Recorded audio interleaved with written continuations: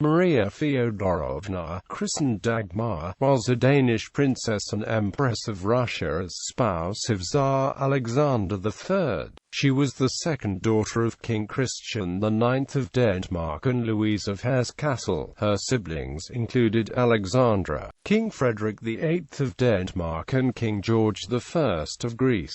Her eldest son became the last Russian monarch, Emperor Nicholas II of Russia, whom she outlived by 10 years. Early life. Princess Marie-Sophie Frederick Dagmar was born at the Yellow Palace in Copenhagen. Her father was Prince Christian of Schleswig-Holstein-Sonderburg-Glücksburg, a member of a relatively impoverished princely cadet line. Her mother was Princess Louise of Hesse-Cassel. She was baptized into the Lutheran faith and named after her kinswoman Marie-Sophie of Hesse-Cassel, Queen Dowager of Denmark, as well as the medieval Danish Queen Dagmar of Bohemia.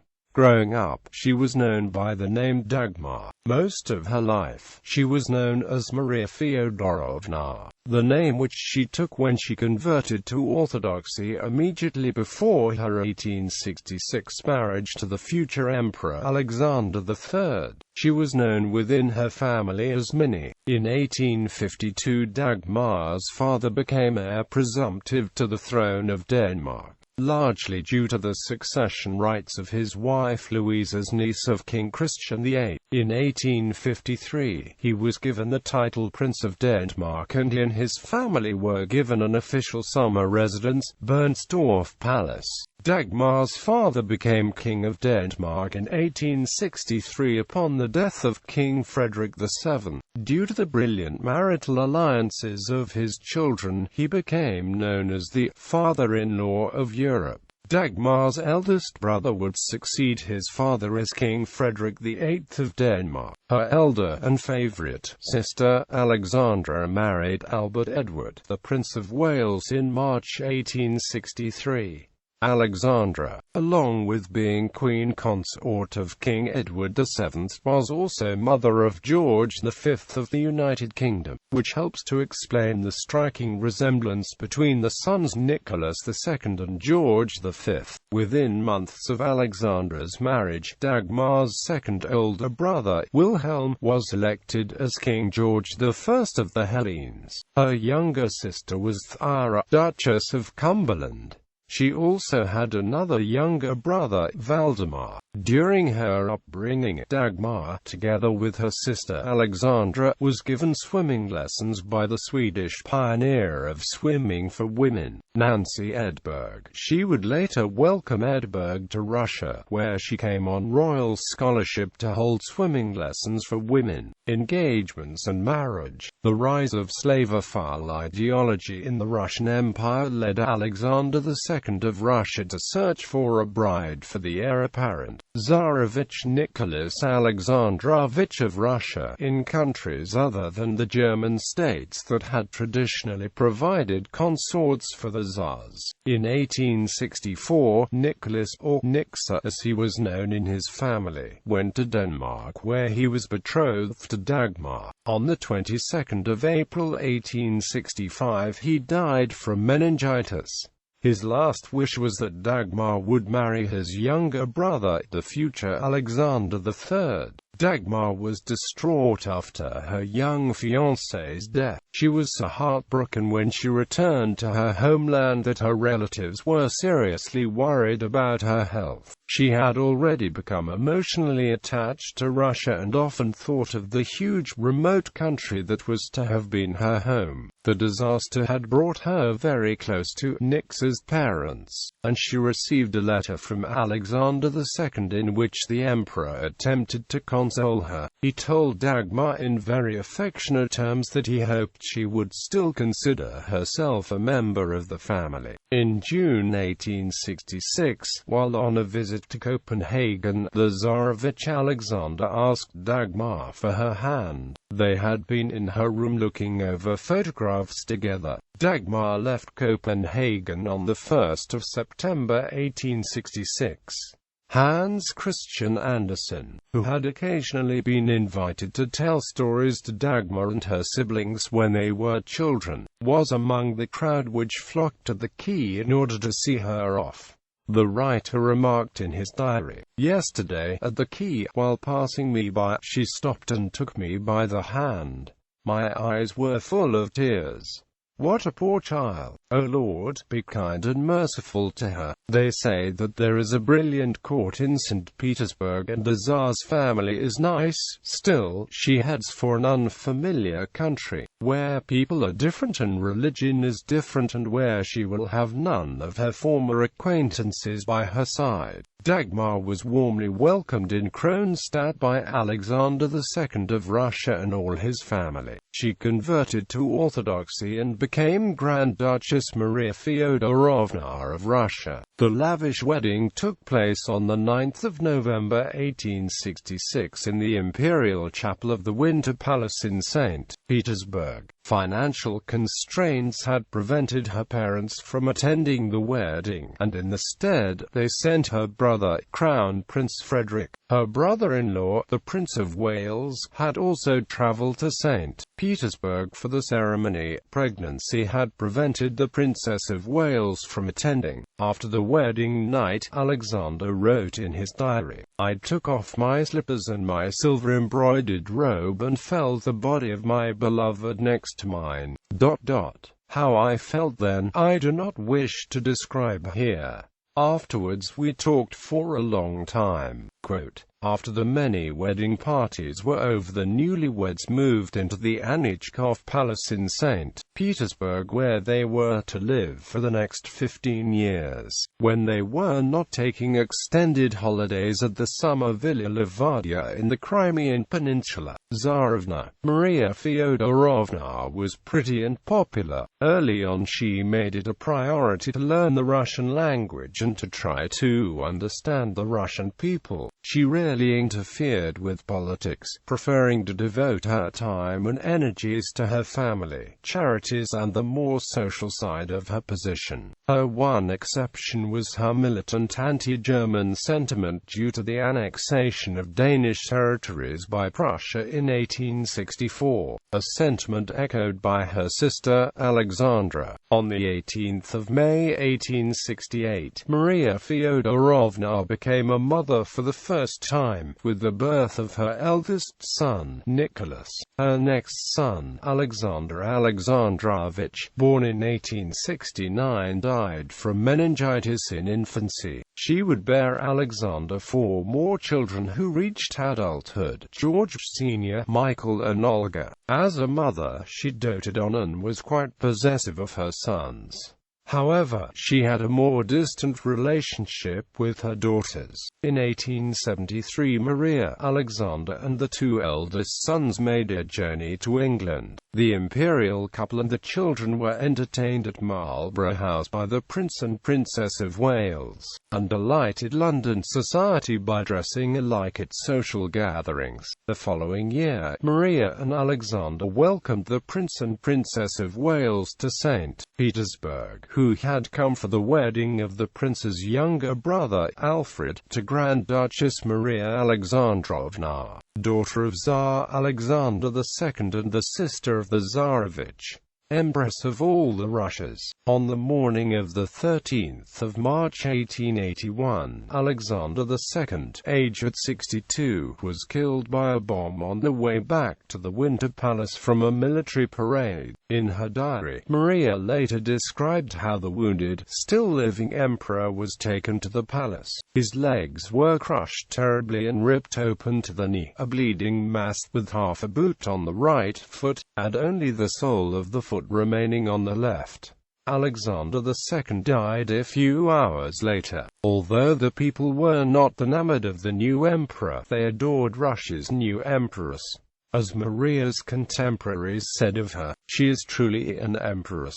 She herself was not altogether pleased with her new status. In her diary she wrote, "Our happiest and serenest times are now over. My peace and calm are gone. For now I will only ever be able to worry about Sasha." Despite being haunted by her father-in-law's gruesome death and her anxiety over the safety of her husband at Alexander II's funeral, she was at least afforded the comfort of the presence of her brother-in-law and favourite sister, the Prince and Princess of Wales, the latter of whom, despite her husband's reluctance and Queen Victoria's objections, stayed on in Russia with Maria for several weeks after the funeral. Alexander and Maria were crowned at the Kremlin in Moscow on the 27th of May 1883.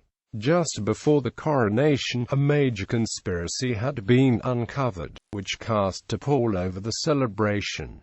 Nevertheless, over 8,000 guests attended the splendid ceremony. Because of the many threats against Maria and Alexander III, the head of the security police, General Cherevin, shortly after the coronation urged the Tsar and his family to relocate to Gatchina Palace, a more secure location 50 kilometers outside St. Petersburg. The huge palace had 900 rooms and was built by Catherine the Great.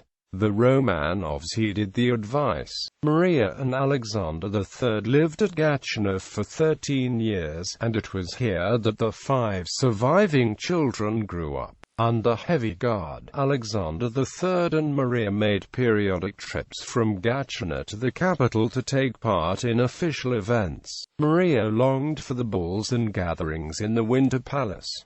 These also occurred at Gatchina. Alexander used to enjoy joining in with the musicians, although he would end up sending them off one by one. When that happened, Maria knew the party was over. His Tsarovna, and then as Tsarina, Maria Feodorovna had something of a social rivalry with the popular Grand Duchess Marie Pavlovna, wife of her Russian brother-in-law, Grand Duke Vladimir. This rivalry had echoed the one shared by the husbands, and served to exacerbate the rift within the family. While Maria Feodorovna knew better than to publicly criticize both the Grand Duke and Duchess in public, Marie Pavlovna had earned the caustic epithet of Empress Vladimir from the Tsarina. Nearly each summer, Maria, Alexander and the children would make an annual trip to Denmark, where her parents, King Christian IX and Queen Louise, hosted family reunions. Maria's brother, King George I,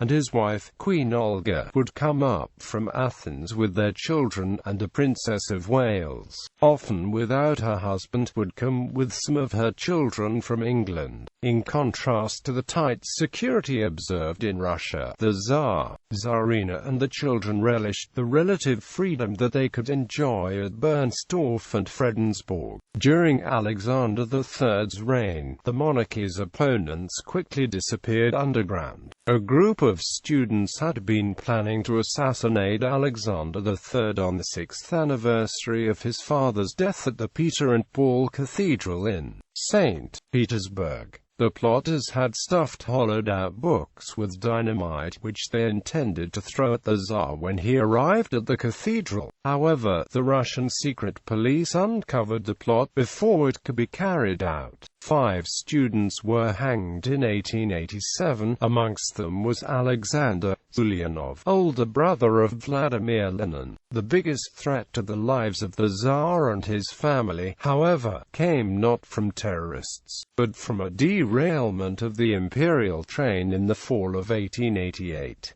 Maria and her family had been at lunch in the dining car when the train jumped the tracks and slid down an embankment, causing the roof of the dining car to nearly cave in on them. When Maria's eldest sister Alexandra visited Gatchina in July 1894, she was surprised to see how weak her brother-in-law Alexander III had become. At the time, Maria had long known that he was ill and did not have long left. She now turned her attention to her eldest son, the future Nicholas II, for it was on him that both her personal future and the future of the dynasty now depended. Nicholas had long had his heart set on marrying Princess Alex of Hesse-Darmstadt, a favorite her child of Queen Victoria. Despite the fact that she was the godchild, neither Alexander III nor Maria approved of the match.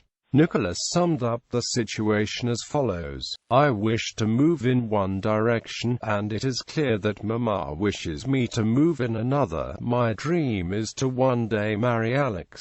Maria and Alexander found Alex's shine somewhat peculiar. They were also concerned that the young princess was not possessed of the right character to be Empress of Russia. Nicholas's parents had known Alex as a child and formed the impression that she was hysterical and unbalanced. It was only when Alexander III's health was beginning to fail that they reluctantly gave permission for Nicholas to propose.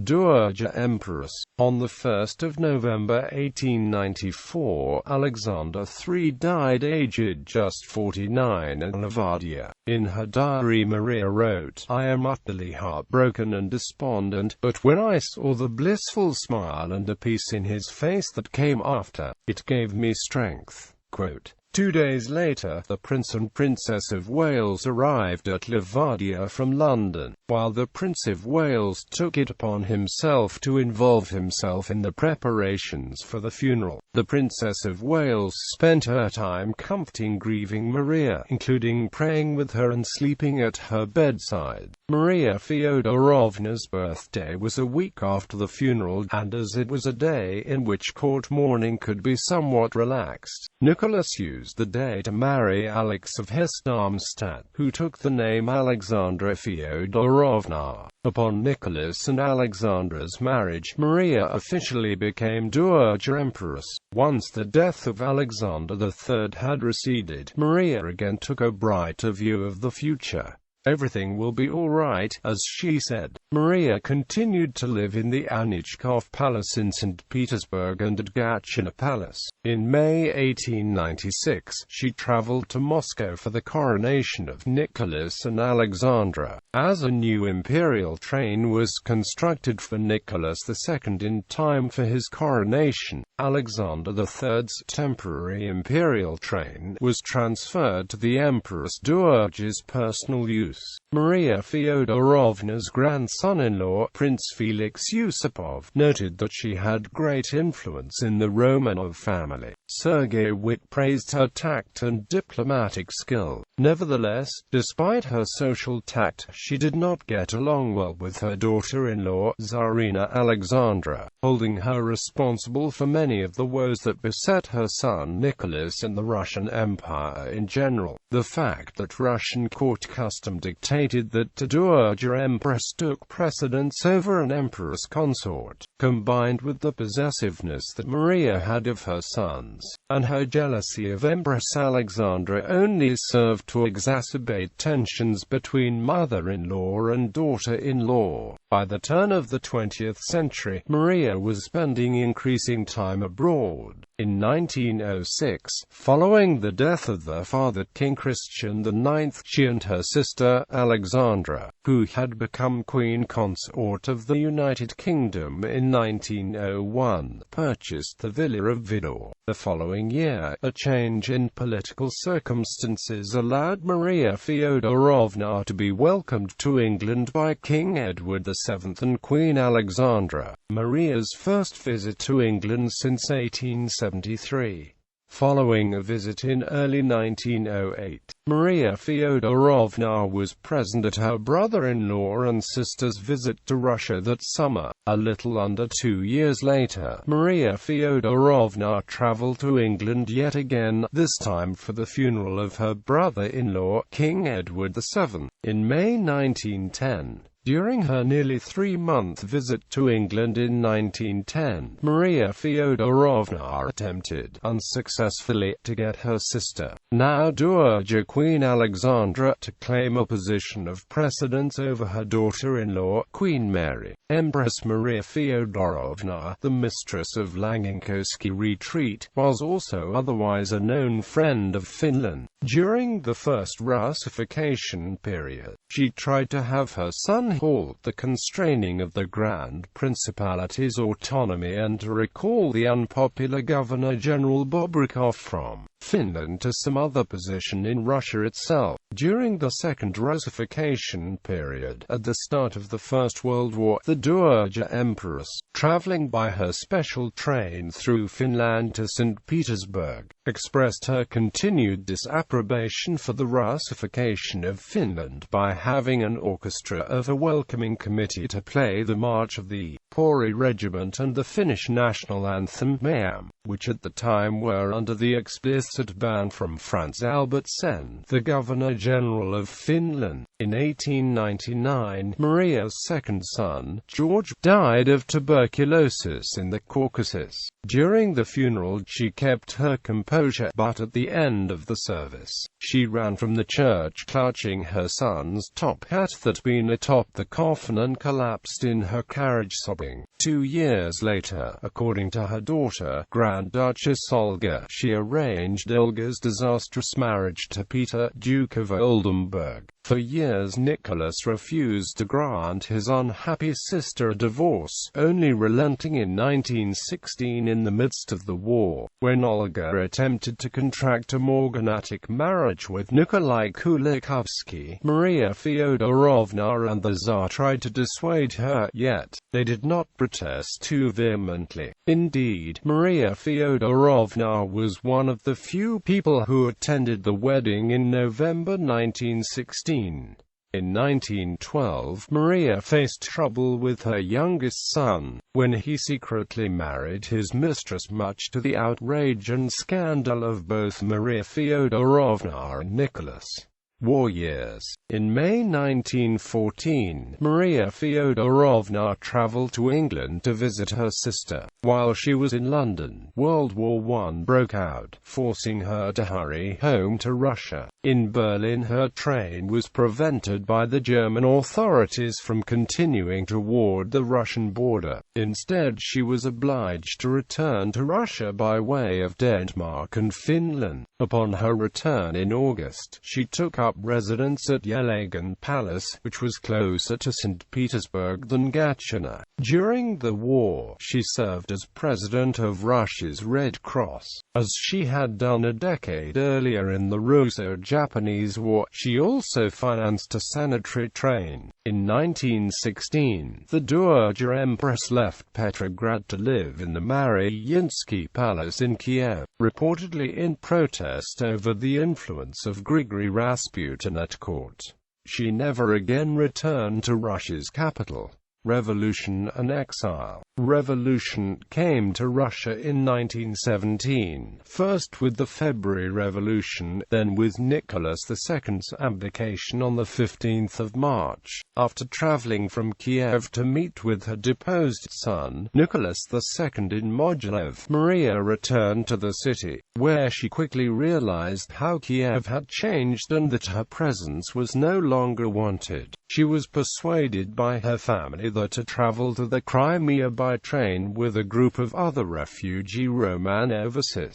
After a time living in one of the imperial residences in the Crimea, she received reports that her sons, her daughter-in-law and her children had been murdered. However, she publicly rejected the report as a rumor. On the day after the murder of the Tsar's family, Maria received a messenger from Nicky, a touching man, who told how difficult was the life of her son's family in Yekaterinburg. And nobody can help but liberate them, only God. My Lord, save my poor, unlucky Nicky, help him in his hard ordeals. In her diary she comforted herself, I am sure they all got out of Russia and now the Bolsheviks are trying to hide the truth. She firmly held on to this conviction until her death. The truth was too painful for her to admit publicly. Her letters to her son and his family have since almost all been lost, but in one that survives, she wrote to Nicholas, You know that my thoughts and prayers never leave you. I think of you day and night and sometimes feel so sick at heart that I believe I cannot bear it any longer.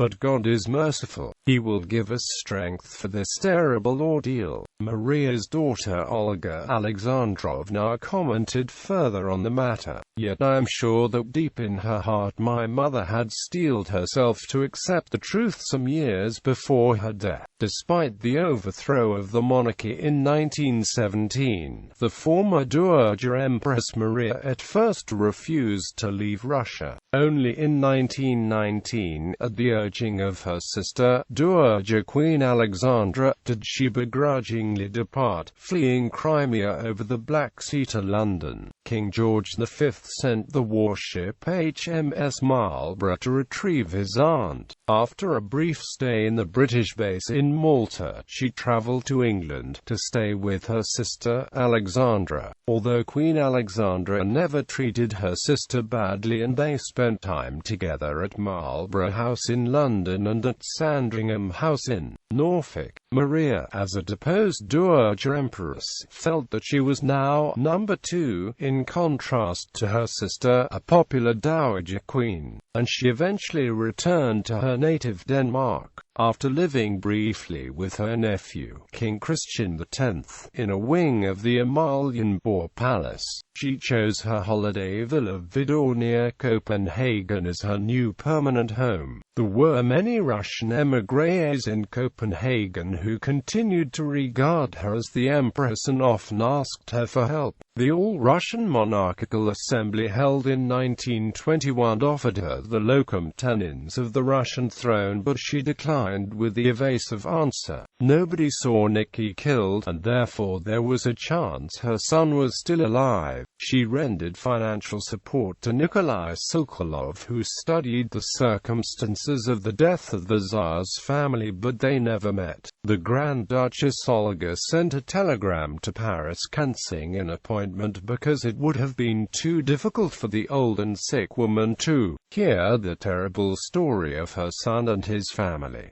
Death and burial. In November 1925, Maria's favorite sister, Queen Alexandra, died. That was the last loss that she could bear. She was ready to meet her creator, wrote her son-in-law, Grand Duke Alexander Mikhailovich, about Maria's last years. On the 13th of October 1928 at Vidor near Copenhagen, in a house she had once shared with her sister Queen Alexandra, Maria died at the age of 80. Having outlived 4 of her 6 children. Following services in Copenhagen's Russian Orthodox Alexander Nevsky Church, the Empress was interred at Roskilde Cathedral. In 2005, Queen Margaret II of Denmark and President Vladimir Putin of Russia and the respective governments agreed that the Empress's remains should be returned to St. Petersburg in accordance with her wish to be interred next to her husband.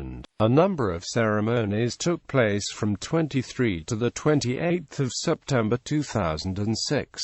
The funeral service, attended by high dignitaries, including the Crown Prince and Princess of Denmark and Prince and Princess Michael of Kent, did not pass without some turbulence. The crowd around the coffin was so great that a young Danish diplomat fell into the grave before the coffin was interred. On the 26th of September 2006, a statue of Maria Feodorovna was unveiled near her favorite cottage palace in Peterhof. Following a service at St. Isaac's Cathedral, she was interred next to her husband Alexander III in the Peter and Paul Cathedral on the 28th of September 2006, 140 years after her first arrival in Russia and almost 78 years after her death. Film and stage representations of the Dowager Empress. She was portrayed by Helen Hayes in the London production of the play Anastasia and in the 1956 film based on the play. She was portrayed by Irene Worth in the 1971 film Nicholas and Alexandra. She was portrayed by Ursula Howells in the 1974 BBC miniseries Fall of Eagles. Actress Jane Lapote portrayed her in the 13-part 1975 British series plays Edward VII, the story of her brother-in-law. NBC TV 1986 miniseries Anastasia, The Mystery of Anna, in which Olivia de Havilland portrays the Dowager Empress, represents her as considering a personal meeting with Anna Anderson, the woman who claimed to be the Grand Duchess Anastasia. There is no evidence that the Empress Dowager ever had such an intention. The Empress was voiced by Angela Lansbury in the 1997 Fox Animation Studios feature film Anastasia. Lansbury reprised the role for the musical adaptation stage reading in 2012. The world premiere of the musical adaptation at Hartford Stage in Hartford, Connecticut featured Mary Beth Pale as the Empress. Issue: Tsar Alexander III and Maria Feodorovna had 4 sons and 2 daughters. Paintings by Maria Feodorovna. Ancestry.